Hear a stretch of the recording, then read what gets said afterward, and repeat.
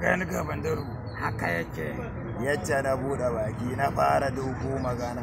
Gaskiya Kai ka sani cewa da budurwa gaskiya wanda a bani dola guda ɗaya mara ta kekiya. gaskiya Ta fa bani budurwa. haka yake. Shi yasa na ki gayyata ka zuwa sunan matata yau Talata. to amma ko ba komai ai gashi na san gama abinci har ma na suburbuda wa yarinya albarka. Gaskiya wato kana cewar kana fatan alheri ga Fatima wacce aka yi sunanta yau kenan a gidana. Ubangiji Allah ya raya mana Fatima. Allah Ubangiji ka albarkace ta. Allah ka yi mata kurkutufan sutura da babbar rufin asiri.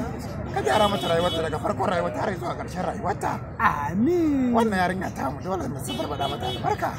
Gaskiya. Saboda haka lallai ne muna san kamo albarka da godiya sun ke nau'i daban-daban. Masha Muna Allah. godiya ta musamman. Da bandar Hausa TV. An suburbuda mata albarka za su kamar albarka da wani lokaci a rayuwarta. An suburbuda mata Kafa albarka. mi tuya mu manta da albasa akwai Kama ya yayarta. oh me sunan yayar kenan. Yawwa rika ya difar kenan. To ai shi kenan hajiyar gayya ke ma baba da ci da sai a suburbuda mata albarka. Yawwa to alhamdulillah Allah ya ci gaba da raya ki a difar. Allah ya Yawwa mata kin ga albarka. kan wakin samu. To, madalla. Majalla. Allah ya ƙara sutura. Amin. Allah kuma ya raya mana Fatima. Amin. Sabuwar rayuwa, sabuwar duniya. Haka yake. To ai shi kenan. Madalla jama'a a biyo mu a ci gaba. da Bandaro Hausa TV. Haka yake. Yacce ne muku tallan wannan tasha kamar haka ne yacce nake so ku yi subscribing ɗinta.